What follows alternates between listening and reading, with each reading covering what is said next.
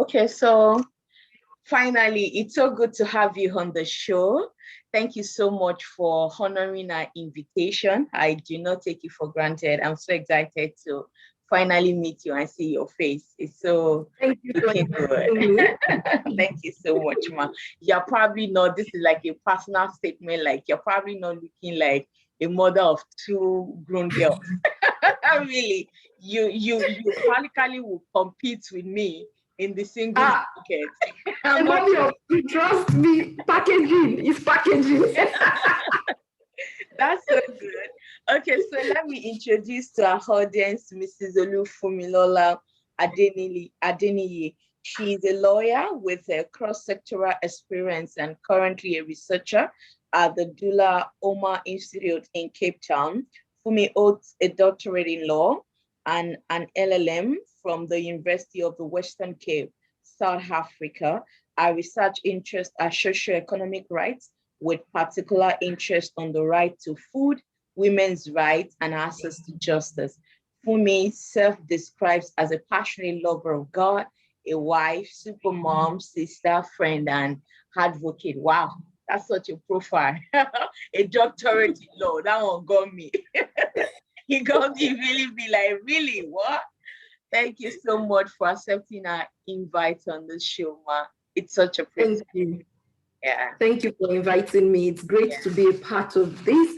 And thank you for the very beautiful work you're doing. I think that in the community of warriors, it's very important for us to see that it can be done and it will be done if we put our minds to it.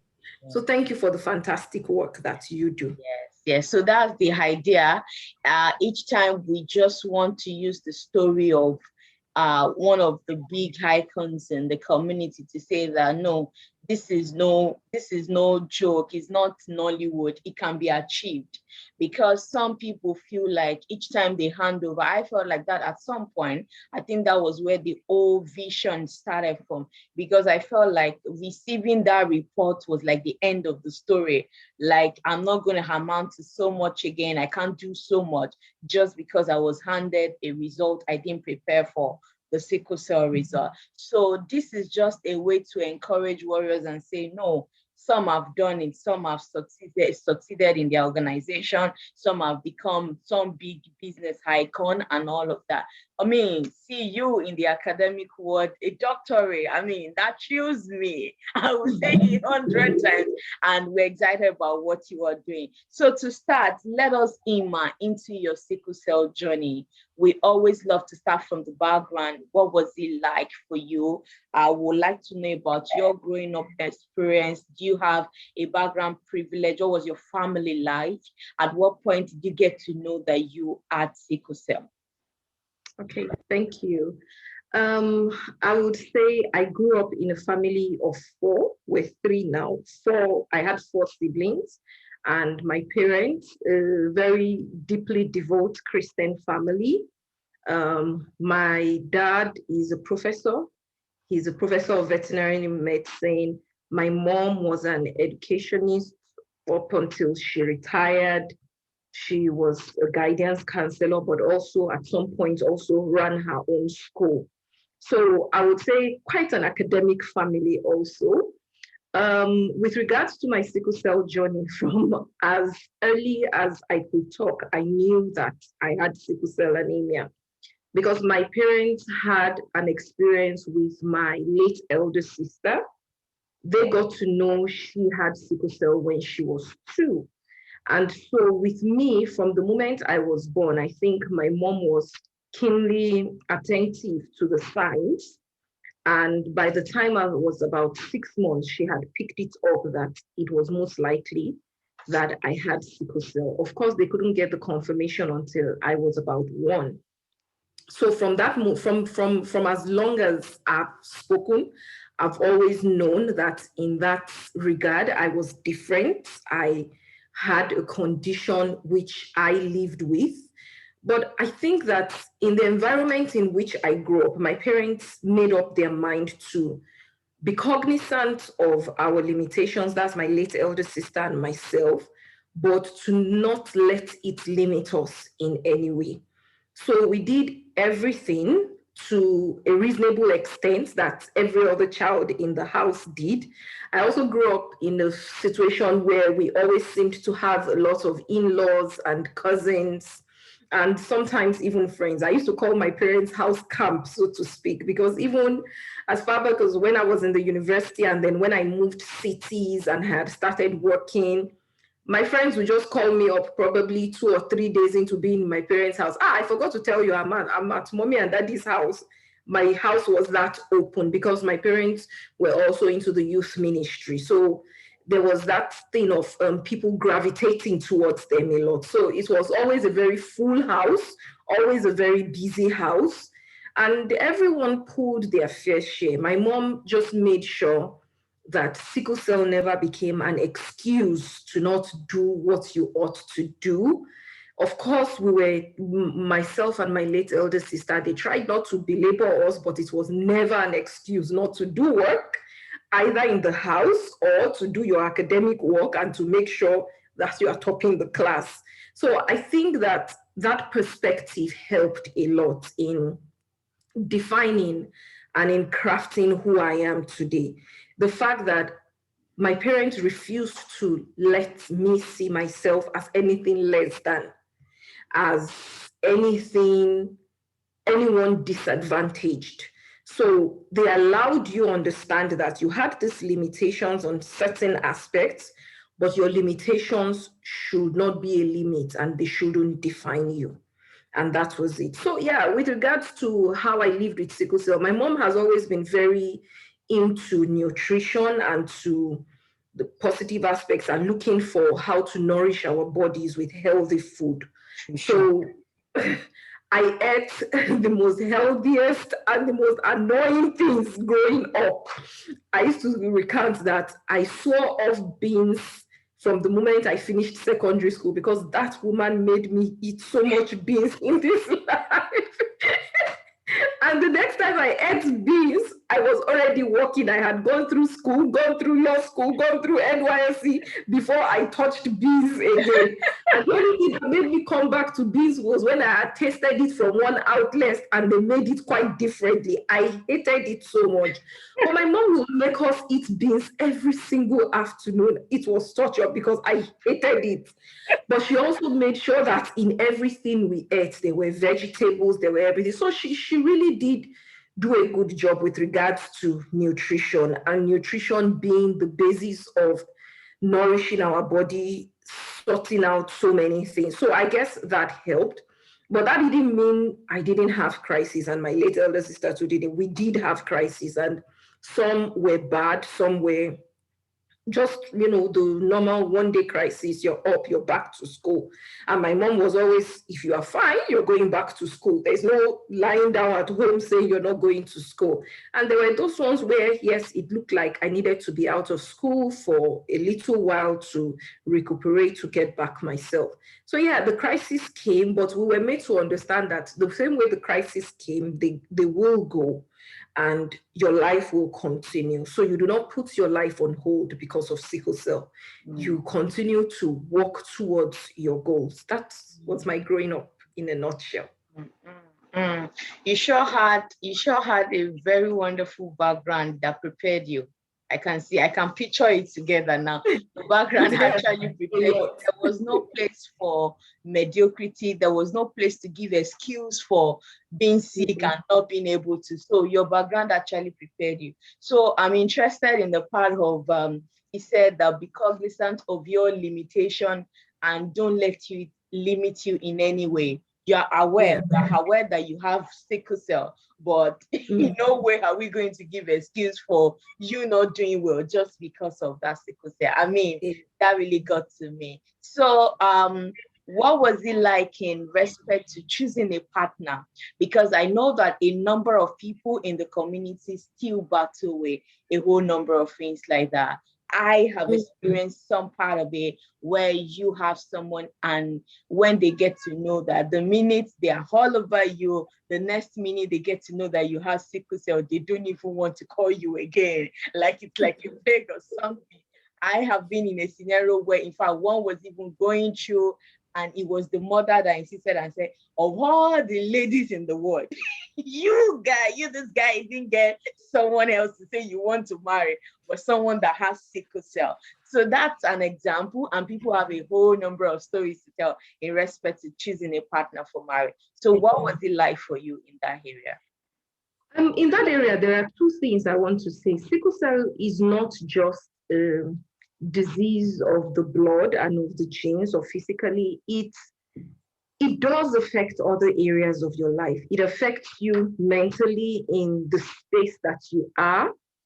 If you allow it to take over, it can take over. It can also affect you, and it does in fact affect many warriors emotionally and in terms of your love life and how that plays out. But I've always had one mantra, and I guess it's also as a result of my upbringing and some of the experiences I've had. Sickle cell has me. I have sickle cell doesn't have me. You can have sickle cell as a person, but you can decide that sickle cell will not have you. And like every other thing, sickle cell is just another component to your life. There is more to you than sickle cell. But you see, that work starts from the inside, and it's a journey towards getting there. It's not a place you arrive in one day. There's the fear of it, there's the uncertainty, there's the God, am I going to make it out alive? I remember a particularly bad crisis I had once. And I was just telling someone today that, you know, I've been on a ventilator before in my life. And I was on a ventilator, and they had told my parents to prepare, and it didn't look like I was going to make it. But God uses, I'm a Christian, I'm a woman of faith, and I always believe that God uses every experience in our lives for his good, the bad, the really ugly. And from those experiences, you can decide to let those experiences define you, or you can take the lessons from those experiences. Now, did I have challenges in the love department? I certainly did. But one thing with me was this, I would say it till tomorrow, I never fell in love with anybody who was not AA. Because this was it about me. I never hid my status as a person with sickle cell. If you were just a friend, it was not because I brandished it everywhere. I mean, there are people who were not my friends who only got to know maybe 10 years after knowing me. And they're like, I would never have guessed. And I said, yes, but that's because I have sickle cell, it doesn't have me. But if I ever noticed that there was a spark, or there was a possibility that there would be a spark, it was something I told you up front. It was something I wanted to know up front. What is your genotype? And not just knowing, I would ask for a test if I was ever considering, because it's one thing for people to say, no, I'm AA. And it's another thing, you guys are how many months into the relationship, and then you find out, no, you're AS. So I will ask for a test, and a confirmatory test for that matter. So I did have a series of relationships, except for one. Sickle cell was never the issue in my relationships. I'm what you would call your typical strong woman, so I can be a little bit difficult to manage in that respect. And I think that was more an issue with the partners I had than my sickle cell. Number one, it was something they knew before they got into a relationship with me. Number two, it was something that I requested. I didn't date early, by the way. The first time I ever dated, I was 20. I was in 400 level, 1 year towards finishing from the Faculty of Law. I wasn't interested in boys until that time. Not that I wasn't interested, I just didn't see the utility of dating. And besides which, I had a particular goal. I wanted to finish with a particular grade, and I just felt that that was a distraction to me. So until my 400 level, I never dated anybody. And it was something where before I started dating you, I asked that you discuss me with your mom.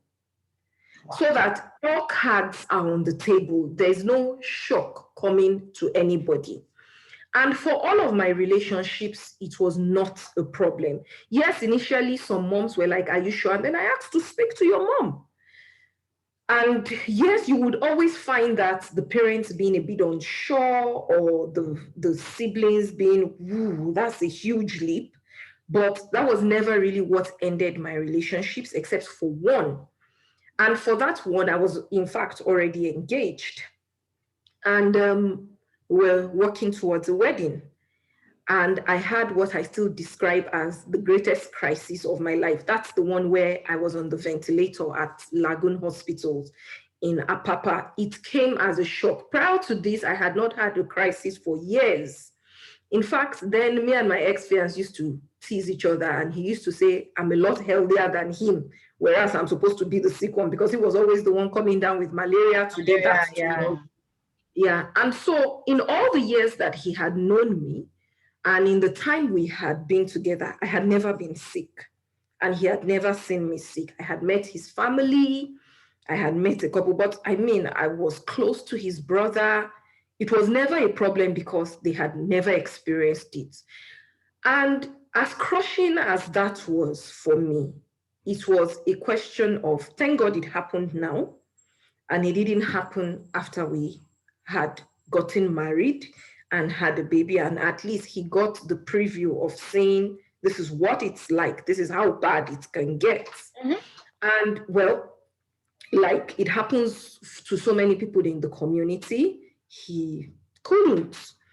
And as hurtful as it was, I guess I gave him the grace to walk away, because rather go through the heartbreak now and be with someone who has bargained for all the mess in your life, mess, quote and unquote, than be with someone who only wants the pretty part of your life and doesn't want the mess with it. Life, there's no cherry picking with life, with marriage. You have to embrace everything, the highs, the lows, the good, the bad. And that was it. So for that particular one, it did affect that relationship. And oh yeah, that was quite a huge blow. It took a while to, get back to the point where I was ready to open up my heart to someone else and say, but the next guy I met, not I met, the next guy I chose to date after that, I got married to him.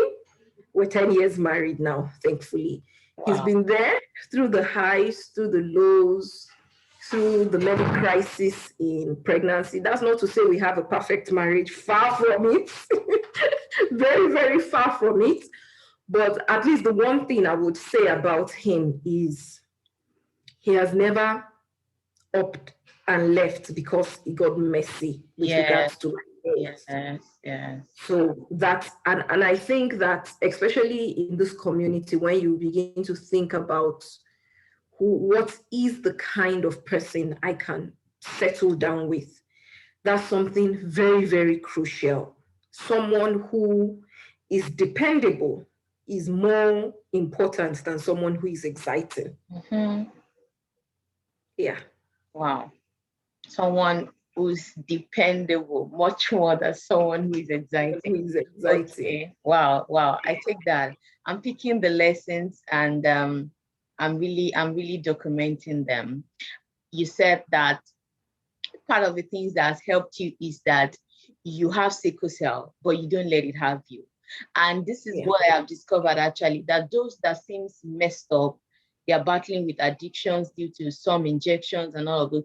They literally have had, they let sickle cell have them. That's the way one can literally define it, because it has taken a whole lot of, if you see people, you can relate and be like, is it the same disorder that we are battling with? There was one I had to go to see at a teaching hospital before I left Nigeria. And I left that ward. I was literally shaking my head. I'm like, no, this is not the same thing. She now had skin ulcer due to injecting herself over and over a particular drug addiction, pentacillin addiction. And I'm like, why? Why did she allow that to happen to her?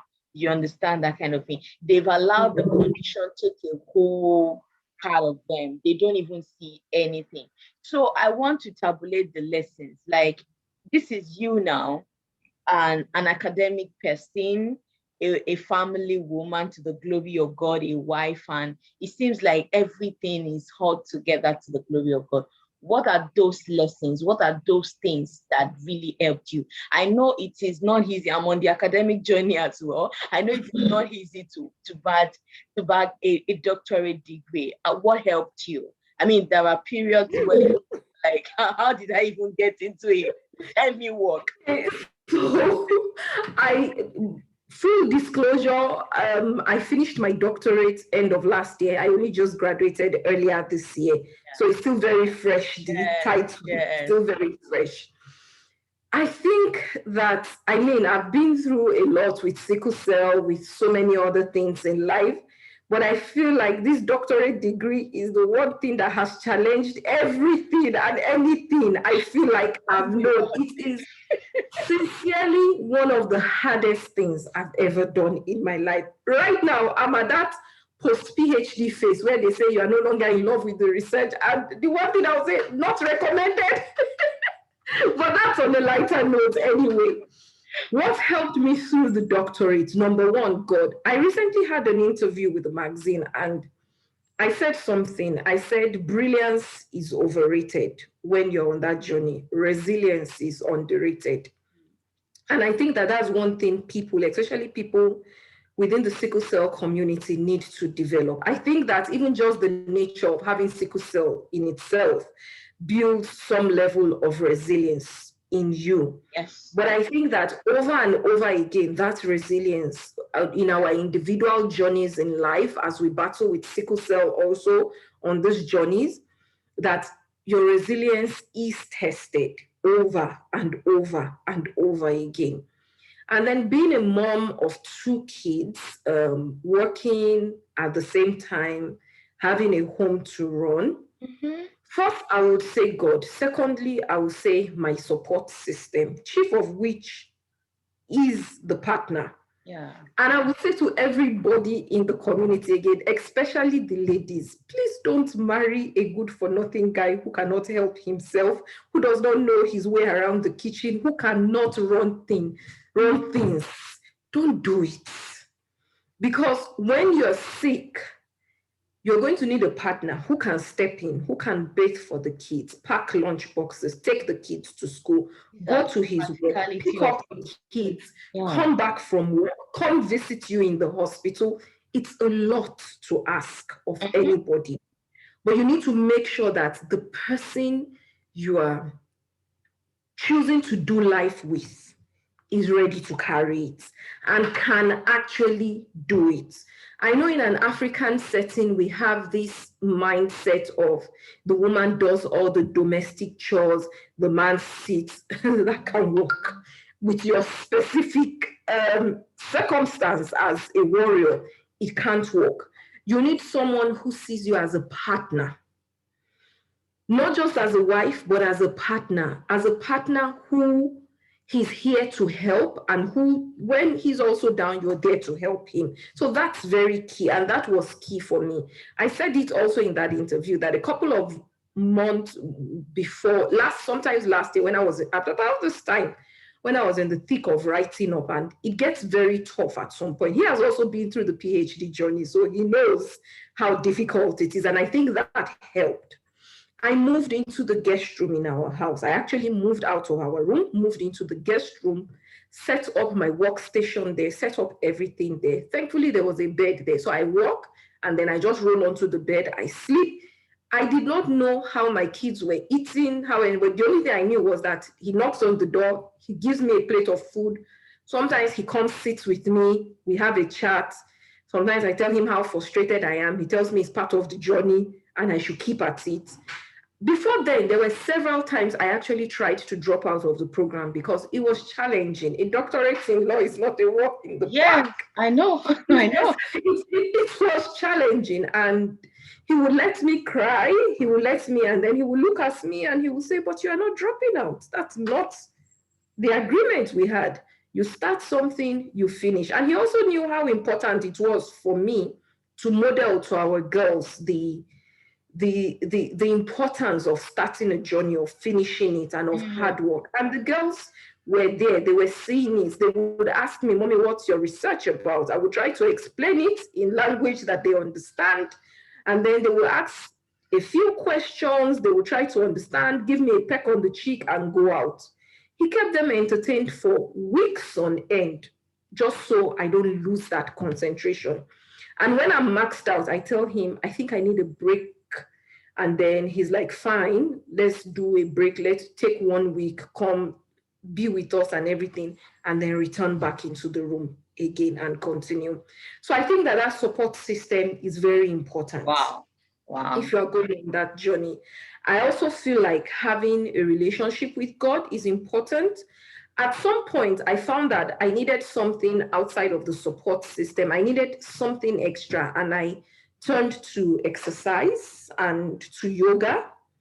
That helped to clear my mind. I know that yoga helped me a lot in terms of clarity of mind and having a clear mind. The being able to walk 6,000 steps a day. I don't do any heavy lifting exercise. I just walk. Being able to walk 6,000 steps a day or more was also very helpful in just clearing my mind. Sometimes it was just my me time of I'm not working on anything. This is just me being me and having me time.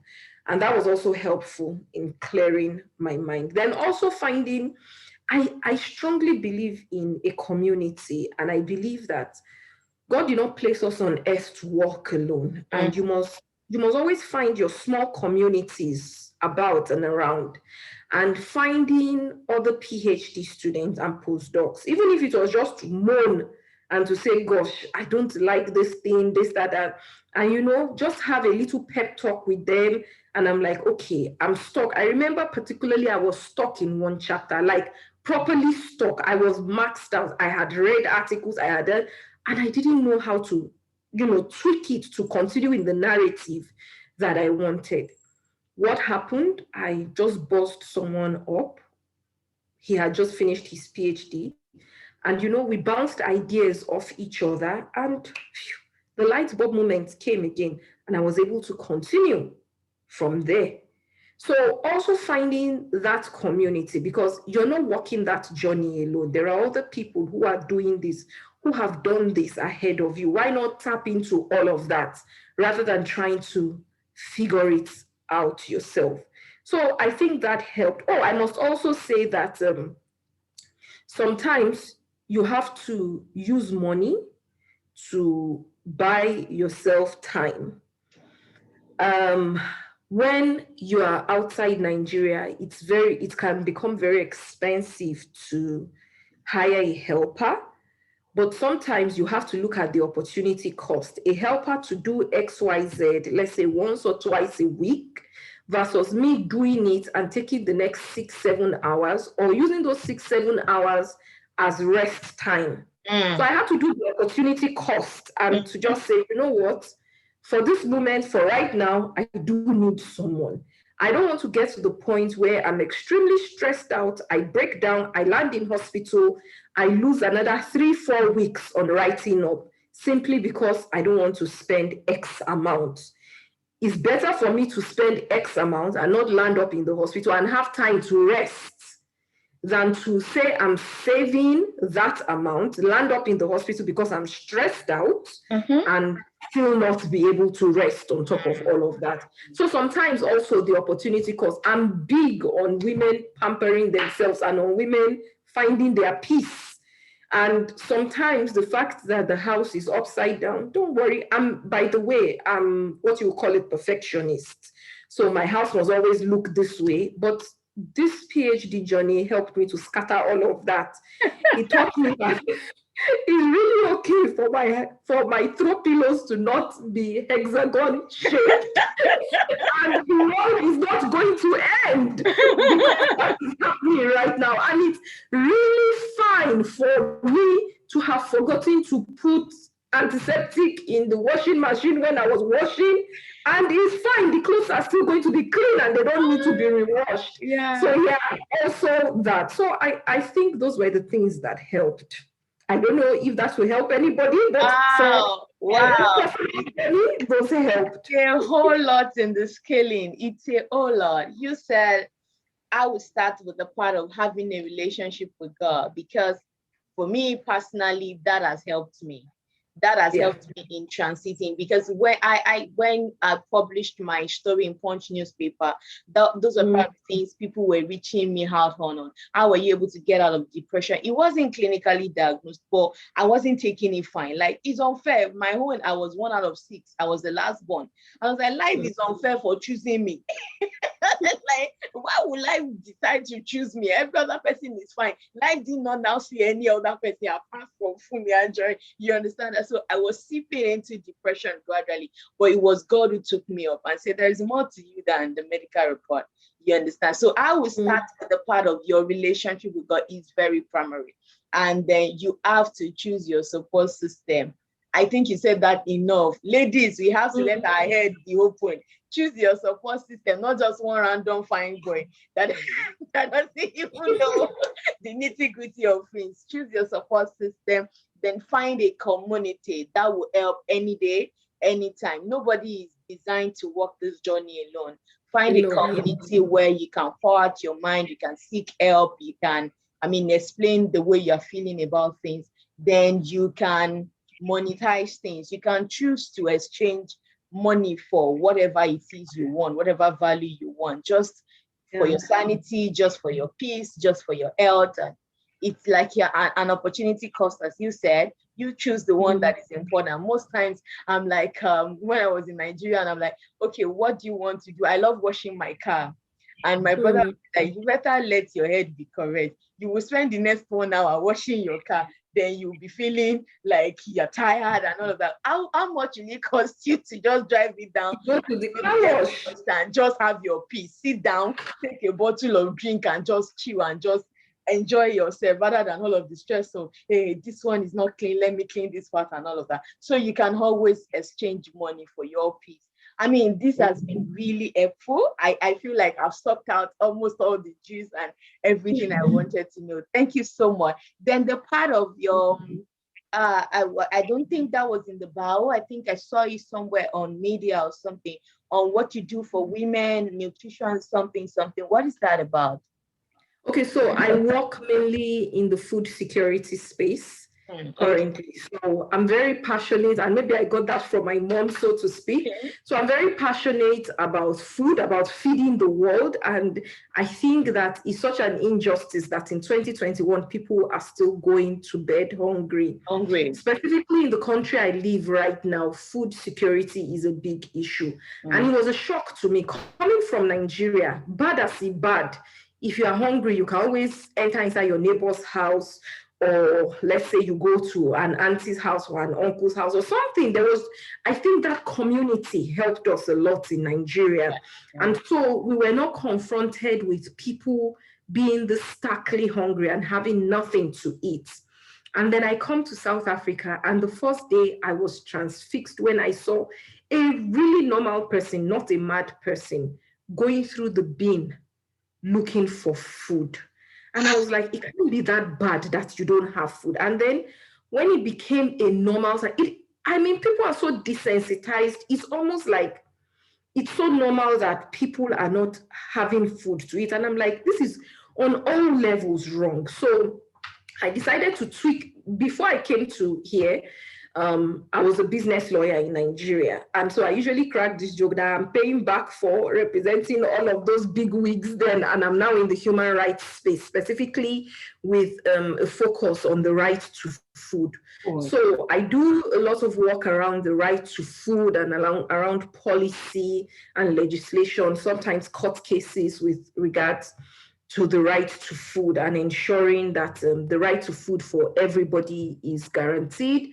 In the last 4 years, and which also made up a part of my doctorate, I zoned in on the right to food for students in tertiary institutions within South Africa. That's a huge issue here. In some universities, up to 68% of the students go to bed on hungry stomachs for not 1 day, not 2 days, several days. And we're trying to push policy. We still are. We've had some success in that regard, for government to ensure that every student within tertiary institution is guaranteed the right to food. So I do some work on that. With regards to women's rights, that was something I did on the side right from Nigeria. It's still something I'm very passionate about, especially the abuse of women and rescuing women from those kind of situations and resettling women and holding people to account for the abuse that is meted out on women and on children. So in that regard, I do some work on gender rights and specifically domestic violence. Wow. Also on issue around access to justice for marginalized groups in regard to women, children, and just generally that angle. So much of my work right now is focused around human rights for different subgroups, but mainly for vulnerable groups. Wow, wow. You're doing a whole lot. Thank you so much for what you do. And we're grateful. Thank you for accepting this invitation to share your story and to enlighten us. We are really excited about it. Thank you so much, Ma. And it's like a wrap. Yeah. This was short. This was very interesting. I had fun doing this. Let's do this again. I hope that one way or the other, even if it's just one thing, that one warrior can be inspired to know that diagnosis of sickle cell is not the end of their lives, and it's not also the end of their dreams. Soar on the wings of sickle cell and fulfill your dreams. Fulfill your dreams. Wow. Wow. Thank you so much. That was like a nice wrapping up word. Thank you so much. I'm really excited that you accepted this invite once again. Take care of yourself. My greetings to the girls and to your husband. You too. All right. Bye. Thank you, ma. Yes, ma'am.